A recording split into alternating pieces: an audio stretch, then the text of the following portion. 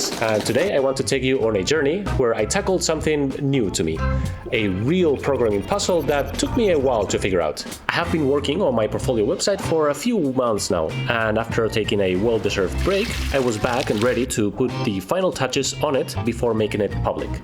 With that idea in mind, I thought that a cool thing to do would be to add some fancy page transitions. You know, those where the old page does something interesting before the new page comes in. And at first it seemed like a simple enough idea, but as I got into it, things got a little bit tricky. So I figured why not take you along with me to see if you can figure out how you would solve this problem. Let's dive in.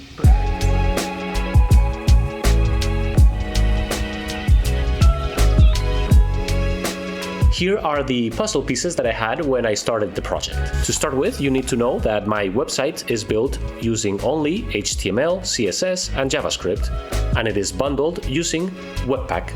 Nothing too complex. Also, and this is important, the transition that I want to create has to look something like this. When someone navigates through my website and presses a link, the old page will slide down and off the screen, while the new page will slide in from the top into view. Just like this. So where do we start? The first step is obvious to me. Find information online to see if this idea is even possible to begin with. So I Googled it. I typed in something like, how to create a smooth page transition on my website. And after a bit of digging around, I stumbled upon this JavaScript library called Highway.js. Good, so it looks like not only is it possible to do it, but now we also have the tool designed specifically to be able to do it. Nice. So after taking a look at their website, we see that they have an installation guide. So we follow it, and just like that, it is installed in our website. We just need to tell it what to do, because right now it is not doing anything. It's just sitting there waiting for commands. But what exactly do we want to tell it to do? Well, let's review the animation sequence to see if we find something in there. If we pay close attention at first glance, and with my programming glasses on, our animation sequence has 4 main events. The first event is the trigger. The trigger will be activated when a user clicks on a link to any other page within my website. And once it is triggered, a chain of events will occur, starting with the second and the third event. The second event is in charge of assigning an animation to the old page to leave the screen, while the third event assigns a similar animation to the new page to enter the screen. We need to keep in mind that for the animation to look the way I want it, both second and third events need to happen at the same time. And lastly, the fourth event, which I don't really know if I should call it an event, but it is definitely something that we need to keep in mind when working on it, is that there are some elements of my website that I want to keep in place and not be moved around while the pages transition. More specifically, these elements are the logo and the menu button. These two need to stay put at the top of the page at all times. And I don't know how I'm going to be doing all of this, but I'm sure we will figure it out. So now that we have a clear understanding of what is it that the library needs to do, how do we tell it what to do? Well, let's go back to the website and look through the documentation. Every good JavaScript library will have a documentation just like this one, where they will explain how to use it. And after a bit of research, the first thing I discovered is that for Highway to work properly on my website, I need to include these attributes in my HTML. Data router wrapper, data router wrapper, and data router wrapper, and data wrapper, and data router view.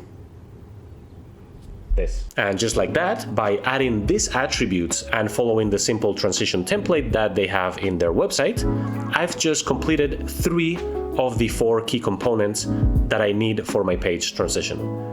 With this setup, I have a trigger, which so far is allowing me to move the old page out of view, and more importantly, it automatically keeps crucial elements like the logo and the menu icon in its place throughout the entire page. This is going to be easy. So, I thought that the first transition was working perfectly until it wasn't. For some reason, it was only working every other time. which meant that something was off in my code. So to troubleshoot it, I decided to take a step back and test each part of the process individually. And after running the animations one by one, checking if each worked correctly, I was able to identify where things were going wrong. And it turns out that the issue wasn't with the transitions themselves, but with the tool I was using for the animations, GSAP.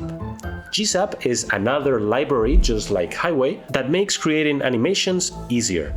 The problem, I was reusing the same animation timeline, and so once it ran, it didn't reset. And when I tried to run the animation again, nothing happened. But fortunately, the fix was simple. I just created a new timeline for each transition. Easy solution. I really thought this was going to be hard. Okay, I just realized that there is an issue that I didn't pay attention to earlier. It has to do with the new page. And I know I haven't even started with the new page animations yet. That is something that I haven't figured out how to do yet. But I think I should fix this problem now before it gives me more headaches in the future. So what is it? It turns out that after clicking a link and the old page animates out of view, for some reason it opens having scrolled down halfway through the content. So back to the drawing board. And I have to admit, this one took me a while to figure out, because in the end, I never actually got an answer as to why it was behaving the way it was. I simply couldn't fix it. So hear me out. Instead of fixing it, I said to this page, okay, Mr. New Page, if this is how you want to do things, you can start wherever you want. But at the first millisecond you show up, before any animation is applied to you, before anyone can see how far down you have been scrolled to, I will scroll you all the way up where you belong. And it worked. It is not the most elegant solution. In fact, it is not a solution, more like a workaround that you cannot simply see because it goes all so fast that it's impossible for us to see. But it worked. So even though the specific problem was not solved, I can confidently say, problem solved. Okay, so apparently those were the easy problems. This right here, this is the big final boss, the mother of all challenges, at least to me. And here's what is going on. So I have already started with the last event animation, which is figuring out how to make the new page animate into place. And it is animating into place the way I want it, yes, but only after the old page animation has finished, which leaves me with this disappointing result. And I don't want this. I want both animations at the same time. And I cannot find any hacks or workarounds like I did previously. Believe it or not, I have been working on this particular issue for more than a week now. But I think I found a solution. And in case you want to solve it on your own, this is the core issue that I'm having. As it turns out, two different pages cannot be visible in the screen at the same time. I can have one or the other, but both at the same time? Nope, not happening. So given this new information, given that I still want my transition to have both pages visible at the same time, and given that it is not possible to have both pages visible at the same time, how do I solve this? Here's what I've thought of. Instead of having both pages at the same time, why don't I make it look as if both pages are being animated, but only one page is the real deal and the other one is a fake page? It sounds weird, I know, but technically it is within the boundaries of what we know is allowed to be done. And if I can somehow pull it off, then it might look the way I want it to look. So how would I go about doing something like that? Well, my first question was, what is a fake page? I don't know. In my head, if I need something that looks like a page, but is not a page, maybe I can use an image of that page. This way, the old page and the new page can animate together at the same time, making it look like there are two actual pages in the screen at the same time. Which brings me to a somewhat annoying realization, which is that most of the work that I have done in the past week might go straight to the garbage. And not only that, but my initial transition sequence that had 4 events in it might get a little bit more complex than that. But let's give it a try. In my mind, I'm picturing a new animation sequence that looks something like this. First, the trigger is activated, which is good. We can reuse the old code. Then, as always, the elements of the page that need to stay in place, stay in place. Great, I can also reuse that code. So far, so good, but here's where things deviate from the initial plan. Before the old page starts its leave animation, we need to trigger a nested chain of events that will happen in milliseconds, and they look like this.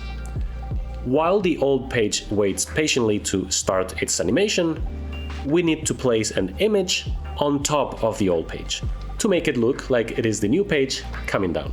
Also, for this to work on the entire website, we need to know what page the user is going to. Because if a user clicks on a link to go to the contact page, for example, and the animation starts, and the image used for the new page is an image of the services page, for example, well, that is no good. They want to go to the contact page, not the services page. So because of that, we need to know the target URL that the user has clicked so we can retrieve the right image. Also, to retrieve the right image, we will need to have a repository of images for every possible page within my website, so that no matter where they navigate to, there will always be an image ready to be placed in the animation.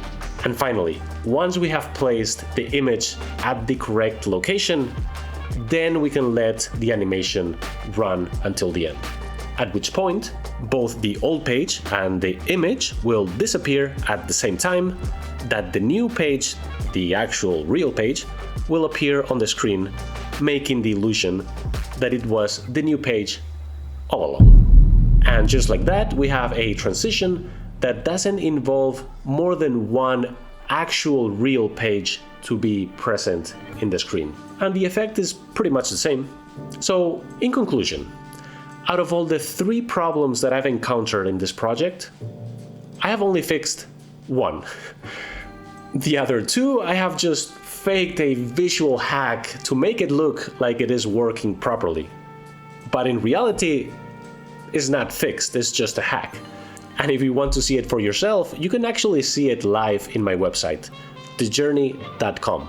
If you go and check it out, know that this isn't just a portfolio website. It's the result of all the challenges, fixes, and lessons I've learned along my journey. And it still needs some major upgrades, but for now I'm happy with this first new version. Now, before I leave, I have one last thought that I want to share with you.